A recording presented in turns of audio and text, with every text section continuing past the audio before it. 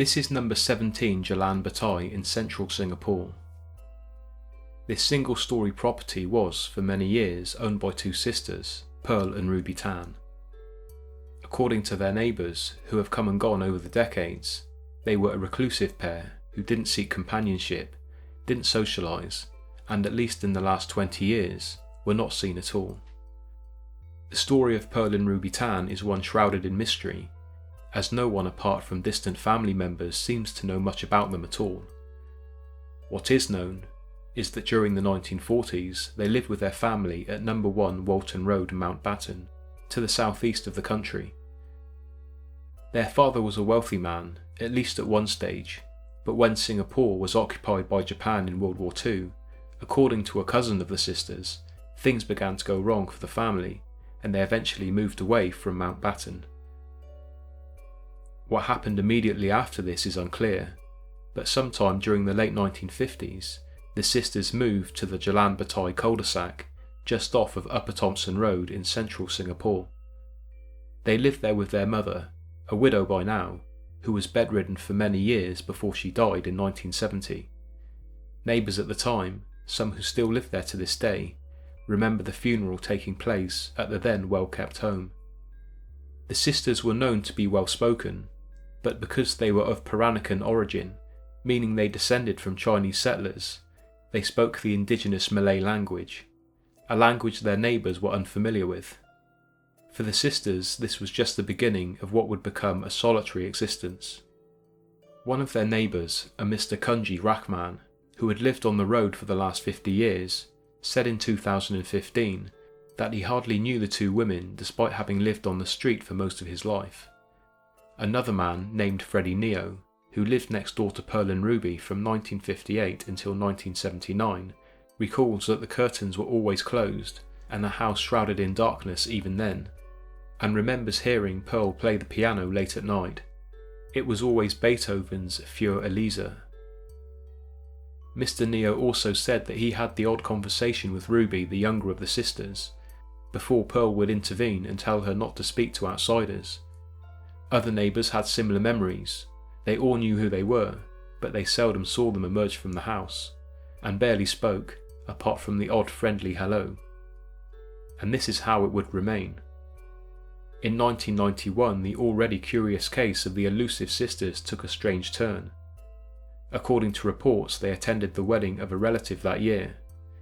It would be the last time Pearl was seen in public for 13 years. Her bank account, however, remained active, and saw $227,000 worth of bank deposits. The last activity on the account was in 2004, and the Straits Times reported that on Sunday, July 18, 2004, Pearl was seen leaving on a train departing from the town of Woodlands, which is in the north of Singapore and 8 miles from the house. There is no record of her ever returning.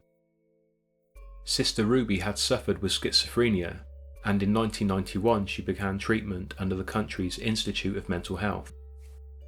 As the years went by, in Pearl's unexplained absence, Ruby remained in solitude, and she, like her sister, eventually vanished from society altogether. This absence was unrealised by the new faces in the neighbourhood, and seldom noticed by the ever-waning older generation. According to all available accounts, that's how it remained. Until 2006.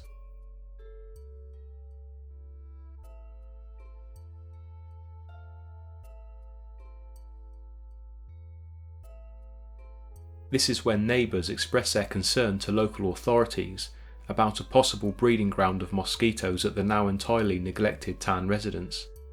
They also said that at this stage they hadn't seen either of the sisters for the last decade. A National Environment Agency officer was sent to the property on Wednesday, July 12, 2006. During the inspection, he waded through piles of refuse to make his way to the bathroom. When he entered the room, he found human skeletal remains in and around the toilet bowl. The body was clearly beyond decomposition.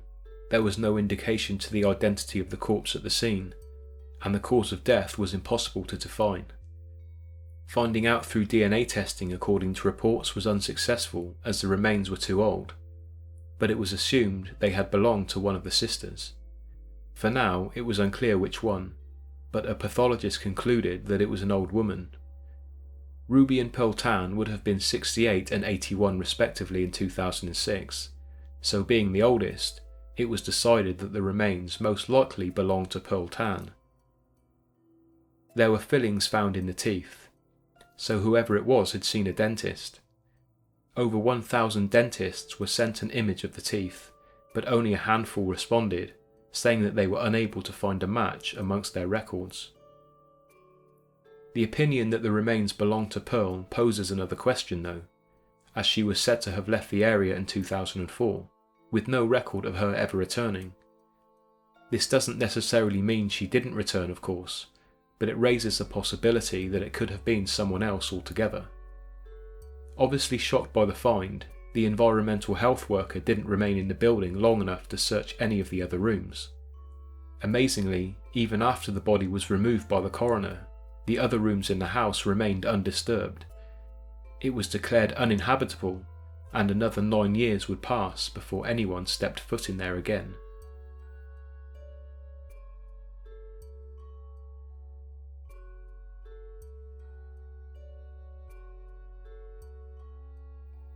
In August of 2015, Singapore's Building and Construction Authority served dangerous building and closure orders on the property after it was decided the severely damaged roof posed a threat to the public.